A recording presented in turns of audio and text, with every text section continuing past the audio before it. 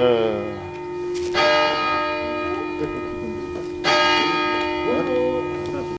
fais. Bravo.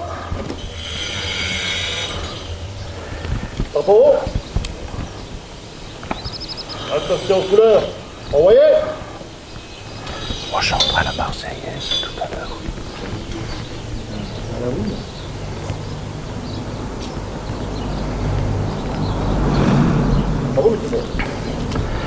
Nous sommes aujourd'hui réunis autour du monument aux morts pour célébrer l'armistice du 8 mai.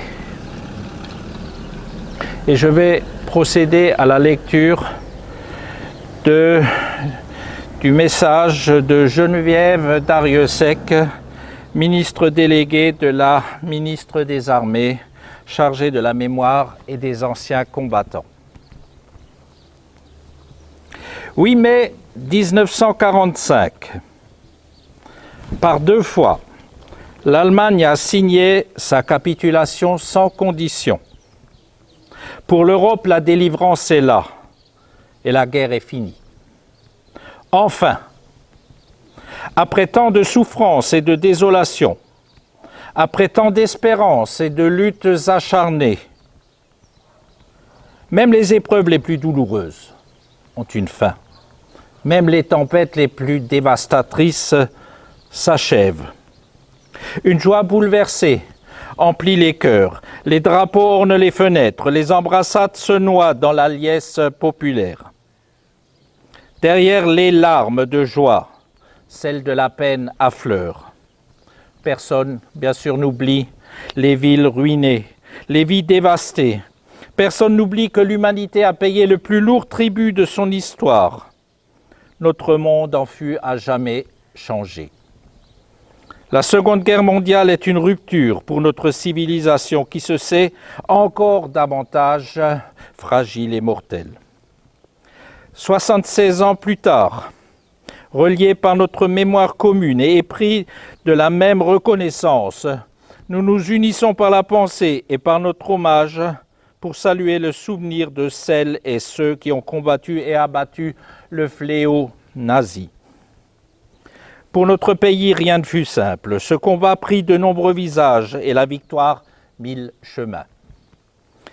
Même les ardents soldats de Montcornet, d'Abbeville, des Alpes, de Saumur et tous ceux de 40, l'ombre de l'occupation de la division puis de la collaboration a jeté son voile obscur sur la France.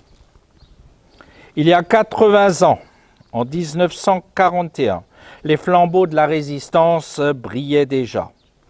Le flot du refus et de l'espérance montait, tandis que la répression forgeait son funeste souvenir à Châteaubriand, au camp de Souges ou au Mont-Valérien. La France libre recevait les ralliements des territoires ultramarins et poursuivait son inlassable épopée. Dans les sables de Koufra, elle nouait un pacte avec la victoire et par la voix du colonel Leclerc, regardait déjà vers Strasbourg. À l'instar d'Hubert Germain, dernier des compagnons de la Libération, ce fut toute une jeunesse ardente et résistante qui refusa la défaite et l'asservissement, qui refusa de servir les desseins de l'occupant. Tous, ils ont permis à la France de s'asseoir à la table des vainqueurs. Cela fut rendu possible par le combat acharné des armées françaises et des armées alliées, par les forces françaises libres qui jamais ne cessèrent la lutte, par le dévouement des résistants de l'intérieur, par chaque Française et Français qui a refusé l'abaissement de la France et la négation de ses valeurs. Notre gratitude demeure indéfectible. Entendons les mots de Malraux. Un monde sans espoir est irrespirable. La victoire de 1945 est le succès de l'espérance, mais elle est aussi l'aube d'un nouvel effort collectif pour la reconstruction, pour la paix et pour l'Europe. Hier comme aujourd'hui, face aux épreuves et aux crises du temps, la nation française se tient debout, résiliente et espérante. Unis et solidaires, souvenons-nous de l'adversité surmontée et de la liberté reconquise. C'est un message de Geneviève Tarieux-Sec. Nous nous recueillons devant nos morts, mais aussi devant les morts de la France entière.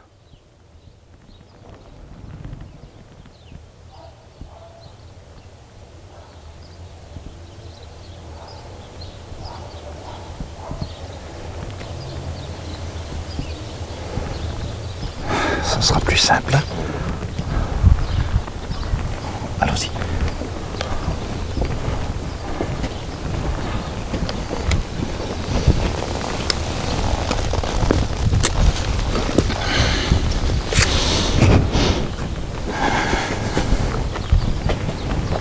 Comment?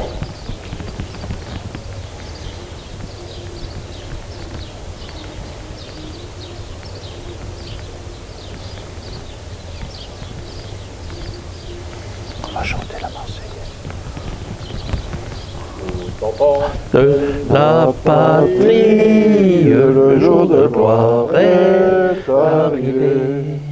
Entre nous de la tyrannie, l'étendard sanglant est levé. L'étendard sanglant est levé.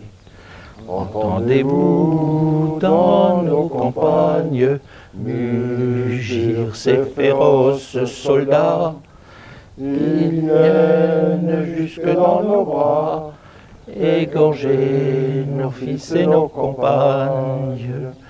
Aux armes, citoyens, formez vos bataillons, marchons, marchons, d'un sang impur, abreuve nos sillons.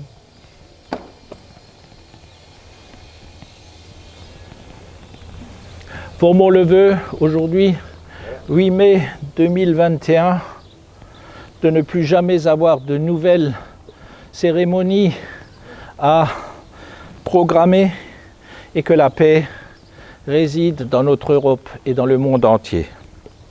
C'est certes un rêve, mais ce rêve-là, on va le commencer.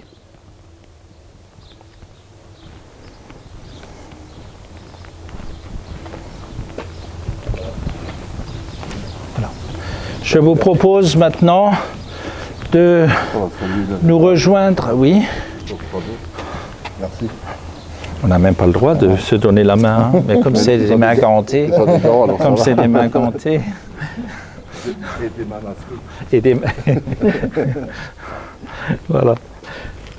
Je vous propose maintenant de nous rejoindre un tout petit peu plus loin, dans quelques secondes, pour remettre une médaille. Vous remettre cette médaille, Monsieur Sommer. Au nom du président du Souvenir français, pour tes 10 ans de service, de bon service, toujours présent. Je te vois souvent quand il y a une cérémonie, pas seulement à Romelafin, autre part aussi. Hein. C'est toujours les mêmes qui viennent, mais c'est bien parce que sans drapeau, quand il y a une cérémonie, c'est plus une cérémonie. Et je crois que c'est très important. Alors, toutes mes félicitations. Et je peux te l'accrocher ou bien... Oui, oui. Attends, ça ira? Vas-y, viens, je te débarrasse. Alors, je vais essayer de ne pas te piquer. Hein. Et de ne pas abîmer la belle chemise. Là, hein. D'accord. Aïe. Le tissu, l'aiguille n'est pas... Il faut qu'il ressource en fait. C'est bon. Voilà. Félicitations encore. Tourne-toi un tout petit peu. Félicitations. Merci. Et dans 10 ans, hein. Et dans 10 ans, tu auras la médaille de 20 ans.